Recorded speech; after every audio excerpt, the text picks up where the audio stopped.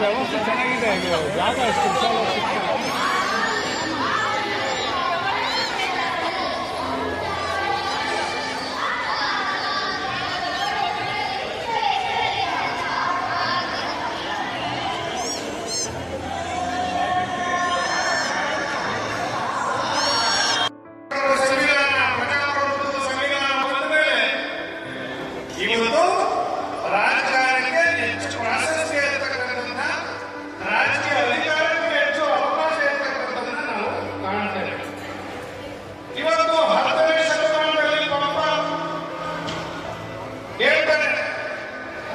ಪಂಪನ ಕಾಲದಿಂದ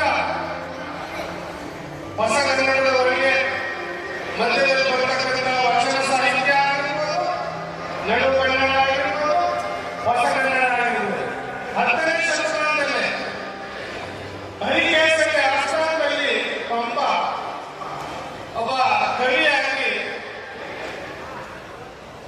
ಇರ್ತಾರೆ.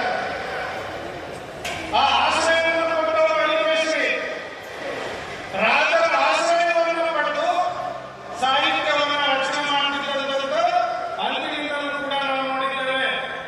ರಾಜರ ಕಾಲದಿಂದ ಹರಿಕೇಸರಿ ಅವರು ಆಶ್ರಯರಾಜರಾಗಿ ಅವರ ಸಾಹಿತ್ಯವನ್ನು ರಚನೆ ಮಾಡಲಿಕ್ಕೆ, ಸಾಹಿತ್ಯವನ್ನು ಶ್ರೀಮಂತಗೊಳಿಸಲಿಕ್ಕೆ, ಈ ಸಾಹಿತ್ಯಕ್ಕೆ ಹೆಚ್ಚು ಪ್ರಾಶಸ್ತ್ಯ ಕೊಡತಕ್ಕಂಥ ಕೆಲಸವನ್ನ ಇವತ್ತು ಹರಿಕೇಸರಿ ಅವರು ಮಾಡಿರ್ತಕ್ಕಂಥದ್ದನ್ನ ಇವತ್ತು ನಾವು ನೆನಪಿಸ್ಕೊಳ್ಬೇಕಾಗ್ತದೆ. ಇವತ್ತು ಪಂಪ ಒಂದು ಕಾವ್ಯವನ್ನು ರಚನೆ ಮಾಡ್ತಾರೆ. ಹರಿಕೇಸರಿಗೆ ಅರ್ಜುನನನ್ನು ಹೋಲಿಸ್ತಾರೆ. ಹರಿಕೇಸರಿ ರಾಜನಿಗೆ ಅರ್ಜುನನನ್ನು ಹೋಲಿಸಿ ಪಂಪವಾಟ ಅಥವಾ ವಿಕ್ರಮಾರ್ಜುನ ವಿಜಯ ಅಂತಕ್ಕಂಥ ಒಂದು ಕಾವ್ಯವನ್ನ ಬರೀತಾರೆ. ಅಂದ್ರೆ ರಾಜನ ಮೇಲೆ ಅವರಿಗಿದ್ದಂತಹ ಪ್ರೀತಿ ಅಗಾಧವಾದಂಥದ್ದು. ಮತ್ತೆ ರಾಜರು ಕೂಡ ಕವಿಗಳನ್ನ ಕವಿ ಚಕ್ರವರ್ತಿ ಅಂತಕ್ಕಂಥ ಹೆಸರಿನಿಂದ ಕರೀತಾ ಇರ್ತಕ್ಕಂಥದ್ದನ್ನು ಕೂಡ ನಾವು ನೋಡ್ತೇವೆ. ಅದಕ್ಕಾಗಿ ಆ ಕಾಲದಿಂದ ಪ್ರಜಾಪ್ರಭುತ್ವ ವ್ಯವಸ್ಥೆ ಬರೋದಕ್ಕಿಂತ ಮೊದಲೇ ಇವತ್ತು ರಾಜರ ಆಶ್ರಯ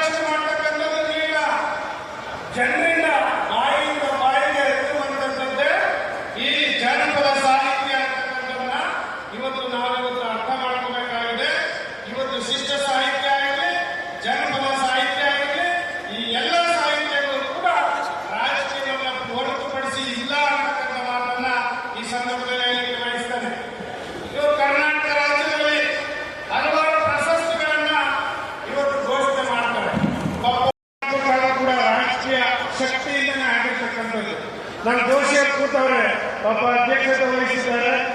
ನಮ್ಮ ಬಿ ಎಸ್ ಶಂಕರ್ ಸಾಹೇಬರು ನಮ್ಮ ರಾಜಕೀಯ ಗುರುಗಳು.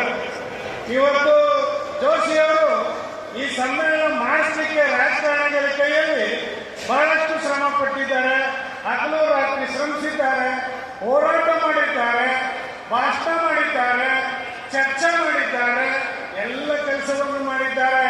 ಅಷ್ಟು ಸುಲಭವಾಗಿ ಸಾಹಿತ್ಯ ಸಮ್ಮೇಳನ ನಡೀತಾ ಇಲ್ಲ. ಇದಕ್ಕೆ 6 ತಿಂಗಳ ಪ್ರಯತ್ನ